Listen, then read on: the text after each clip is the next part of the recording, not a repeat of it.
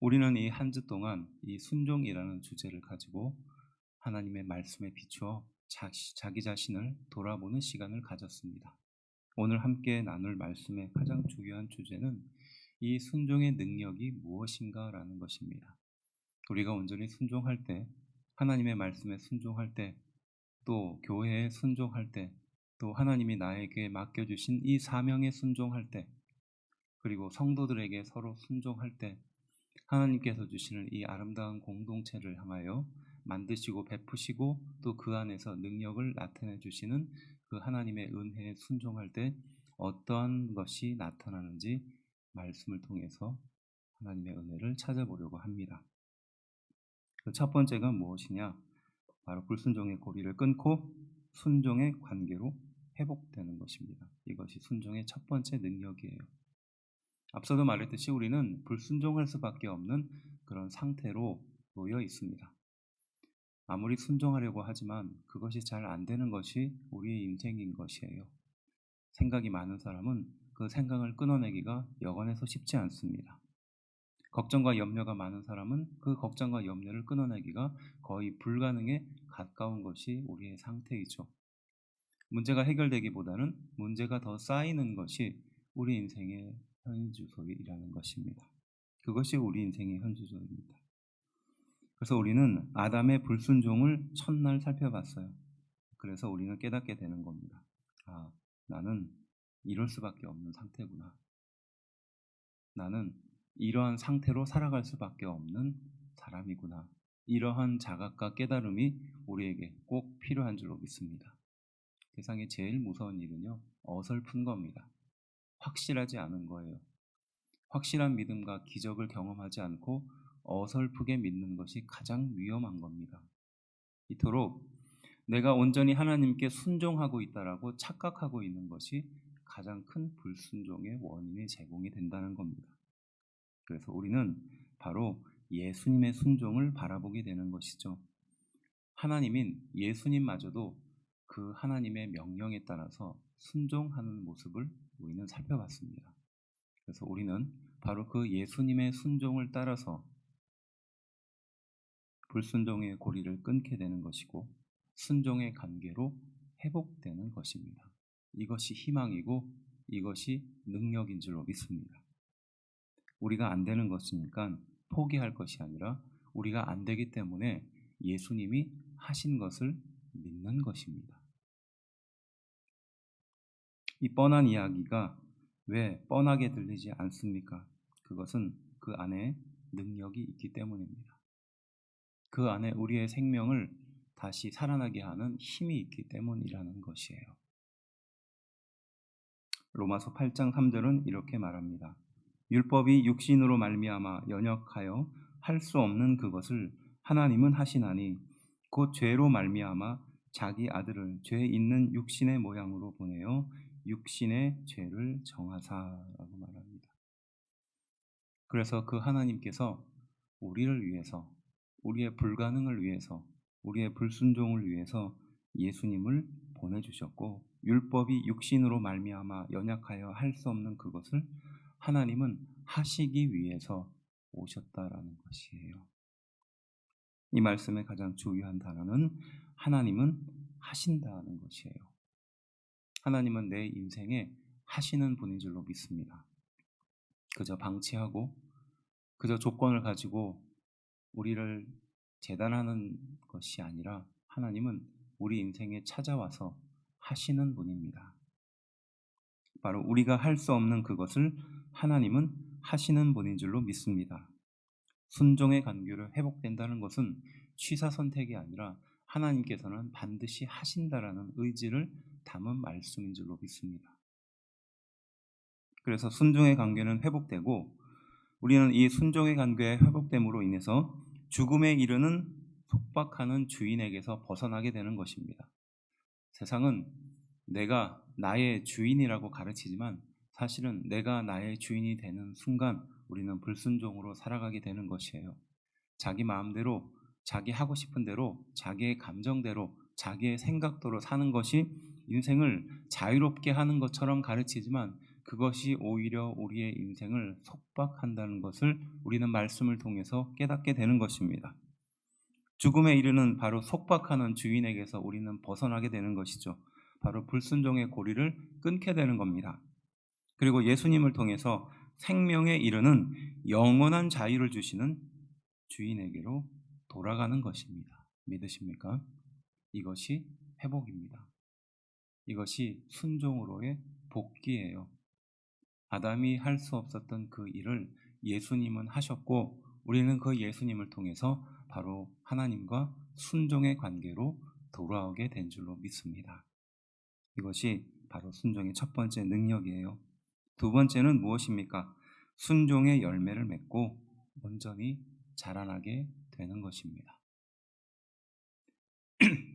오늘 저녁에 순종의 열매들에 대해서 살펴보게 되겠지만 이 온전한 순종을 통해서 우리는 자라나게 되는 것이 필연적인 과정입니다. 포도나무가 젖붙임을 받고 그 열매를 맺는 것처럼 우리가 누구의 뿌리를 힘입어서 살고 있는가가 곧 우리의 열매를 보여주는 것입니다. 그래서 열매로 보아서 안다라는 말씀이 그 의미입니다. 우리가 비록 열매를 내지 못하는 그런 가지이나 바로 하나님을 통해서 포도나무에 젖붙임을 당하는 순간 우리는 그에 합당한 열매를 맺게 되는 것입니다. 이것은 조건이 아니라 필연적인 과정이라는 것이에요.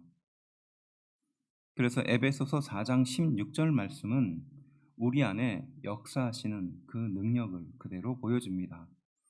그에게서 온몸이 각 마디를 통하여 도움을 받음으로 연결되고 결합되어 각 지체의 분량대로 역사하여 그 몸을 자라게 하며 사람 안에서 스스로 세우느니라 라고 말합니다. 온몸이 각 마디를 통해서 서로 도움을 얻고 입습니다. 그리고 그 몸이 스스로 자라게 됩니다. 또한 스스로 세우는 것이죠. 이것에 우리의 능력이나 우리의 힘은 조금도 들어가지 않습니다. 그저 하나님의 말씀에 젖붙임을 받기만 하면입니다. 그래서 우리는 공동체를 이루는 것이고 그 공동체에서 은혜를 찾는 것입니다. 나의 마음과 나의 성향이 또 나와 대화가 통하는 사람과 또 내가 그 사람에게 온전히 마음을 놓을 수 있는 사람과 교제하는 것이 아니라 그것은 세상 사람들도 똑같이 할 수 있는 일이에요. 하지만 하나님은 우리에게 그런 관계로 부르지 않으셨다는 데 중요한 초점이 있습니다. 서로가 다름에도 불구하고 서로가 불편한 관계임에도 불구하고 서로가 이해할 수 없는 관계임에도 불구하고 하나님은 우리를 불러주셨고 그 안에 자라게 하고 서로 연합되게 하고 힘으로 서로 돕게 하셨다라는 것이 바로 말씀이 가르치는 교훈입니다. 그래서 순종을 통해서 바로 온전히 자라나는 능력을 체험할 수 있다는 것이에요. 히브리서 5장 8절부터 9절 말씀은 그래서 이렇게 말씀하십니다. 그가 아들이시면서도 받으신 고난으로 순종함을 배워서 온전하게 되셨은즉 자기에게 순종하는 모든 자에게 영원한 구원의 근원이 되시고 예수님이 하나님의 아들임에도 그분은 바로 고난을 통해서 순종함을 배웠다라고 말씀하고 있습니다. 그래서 온전하게 되었다라고 말씀하시죠. 그래서 우리는 바로 예수님께 순종함으로 바로 모든 자에게 영원한 구원의 근원이 되게 해주신 것입니다. 그래서 이 순종을 온전히 배워서 예수님 또한 온전히 된 것처럼 우리도 그 예수님의 길을 따라서 이 순종을 배우는 것입니다. 그리고 그 순종의 능력을 깨닫고 온전하게 자라게 되는 것입니다. 온전한 순종을 요구하고 그것을 이루겠다고 약속하시는 것이죠. 우리의 힘이 아닌 우리가 예수님께 순종할 때 바로 하나님은 예수님을 통해서 온전한 순종을 우리에게 이루실 것이다라고 약속하고 계시는 것입니다. 그래서 온전한 순종은 우리를 온전히 자라나게 하는 것입니다. 마지막 세 번째는 바로 한 사람이 순종함으로 의인이 된 것입니다. 로마서 5장 19절 말씀은 이렇게 교훈합니다. 한 사람이 순종하지 아니함으로 많은 사람이 죄인 된 것 같이 한 사람이 순종하심으로 많은 사람이 의인이 되리라. 이거는 대표성의 원리라고 표현을 하는데요. 한 사람, 그러니까 아담이 순종하지 못함으로 불순종함으로 그 이후에 모든 인간이 불순종한 인간이 된 것처럼 바로 한 사람, 예수님이 순종함으로 인하여 그 이후에 모든 사람이 의인이 되었다라고 선포하고 있습니다. 이것은 예수님을 믿기만 하면 우리는 이미 의인이다라고 말씀하고 있는 줄로 믿습니다. 우리 안에 이 불순종의 마음이 자랄 때마다 바로 성령 하나님께서 우리에게 순종으로 이끌어 가시고 인도하신다는 것이에요. 그리고 끝까지 하나님의 뜻이 이루어질 그때까지 하나님은 우리 인생을 그렇게 이끌어 가신다는 것입니다. 이것이 얼마나 은혜고 감격입니까? 나도 나를 포기했는데 하나님은 나를 포기하지 않는다는 말씀이에요. 나도 나 자신을 바라보며 불가능하다라고 생각하는 그 지점까지 하나님은 찾아가셔서 그 불가능을 가능으로 바꾸시겠다는 약속을 지금 하고 계시는 줄로 믿습니다. 그것이 기적이에요. 그것이 능력입니다. 그래서 우리는 예수님을 통해서 의인이 된 것입니다. 될 것이 아니라 예수님을 통해서 우리는 불순종에서 순종의 사람으로 바뀌게 된 것입니다. 비록 우리의 죄로 인하여 우리는 다시 돌아갈 수 있는 가능성이 높지만 하나님은 우리를 포기하지 않고 우리를 다시 순종의 자리로 불러주신다는 사실이에요.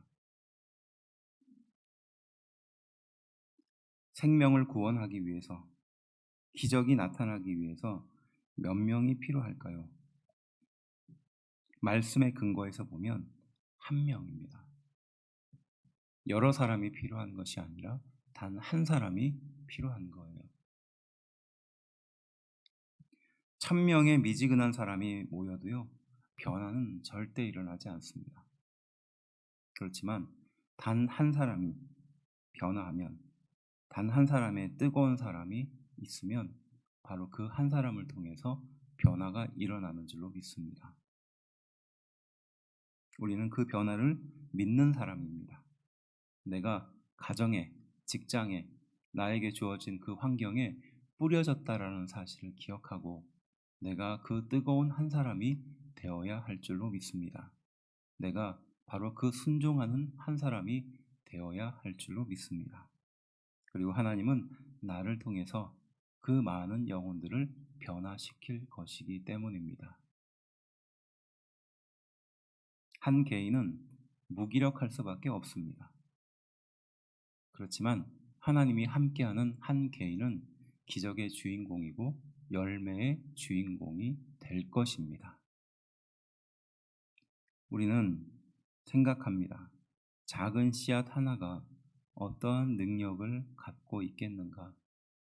저 큰 아름드리 나무처럼 그렇게 커야 영향을 미칠 수 있지 않을까라고 생각하죠. 하지만 그 작은 씨앗이 무엇을 품고 있는가가 더 중요한 것입니다. 바람에 흩날려 버리고 또 비 맞으면 어디로 흘러갈지 모르는 그 작은 씨앗이라도 그 작은 씨앗이 생명을 품고 있다면 그 생명이 수많은 생명을 살릴 수 있는 그런 나무가 되는 것입니다. 베드로전서 2장 21절은 이렇게 교훈합니다. 이를 위하여 너희가 부르심을 받았으니 그리스도도 너희를 위하여 고난을 받으사 너희에게 본을 끼쳐 그 자취를 따라오게 하려 하셨느니라. 그래서 우리는 바로 예수님의 본을 따라서 살아가는 사람들이에요.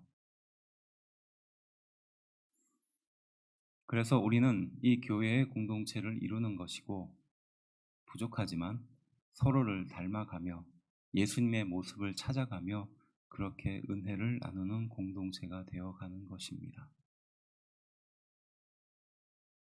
저조차도 예수님의 모습을 닮아가는 한 사람의 성도로 살아가는 것처럼, 부족한 저의 모습을 통해서 하나님은 목자라는 사명을 맡겨주셨고, 또 부족한 저의 모습을 통해서 예수님의 모습을 발견하기를 원하는 것입니다.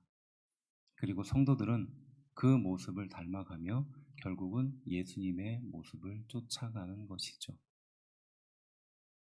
그래서 우리는 순종이 필요한 겁니다. 왜냐? 우리는 사람을 잘 믿지 않으려고 하기 때문에 그래요. 우리는 그 사람에게 나를 온전히 맡기는 것을 두려워하기 때문에 그렇습니다. 하지만 예수님이 가장 먼저 그것을 하셨습니다. 위대하신 하나님이 이 세상에 오셔서 인간의 몸을 입고 오셔서 그 사람들의 핍박과 조롱의 이야기를 들어야 했다면 어떤 마음이셨을까요?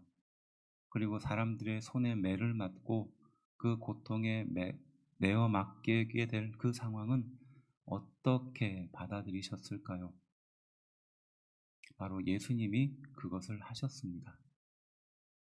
내가 누군가에게 맡기지 못하고 순종하지 못하는 그것을 예수님은 하셨다는 거예요. 그 위대하신 하나님께서 그 미천한 인간의 손에 맡겼다는 것이에요. 우리는 그 모습을 따라서 그렇게 살아가야 하는 것입니다. 결국 그 길을 가는 사람은 선한 길을 가는 것이고 하나님이 기뻐하시는 그 길을 가는 것입니다. 그리고 자기가 자기의 주인이 되지 않는 것이고 또한 순종하는 것입니다. 이를 통해서 우리의 인격이, 우리의 신앙이, 우리의 그 자아가 온전히 자라게 되는 것인 줄로 믿습니다. 결국 우리의 인격이 아름답게 자라고 우리의 신앙이 아름답게 자라며 또 미래의 모든 걱정과 근심이 해결되고 기적을 경험하게 되는 그 모든 것에는 바로 순종이 깔려 있다는 사실이에요. 이 말씀을 통해서 알려주는 순종이 우리에게 세워지기를 주의 이름으로 축원합니다. 자기 자신을 파괴의 상황으로 몰지 말고 자기 자신을 비하의 상황으로 몰지 말고 하나님께서 나를 얼마나 사랑하시는지, 하나님께서 나를 위해서 얼마나 이 많은 희생을 하셨는지를 돌아보는 성도들이 되어야 할 줄로 믿습니다. 우리가 할 수 없는 그 순종을 위해서 예수님은 순종하셨다는 것을 기억하십시오. 우리가 도저히 맡길 수 없는 그 마음의 상태를 위해서 예수님은 맡기셨다는 것을 기억하십시오. 우리의 걱정과 두려움 때문에 온전히 내려놓지 못하고 있는 그 마음을 위해서 예수님은 자기 자신을 아낌없이 온전히 내려놓았다는 사실을 기억하십시오. 기도하겠습니다.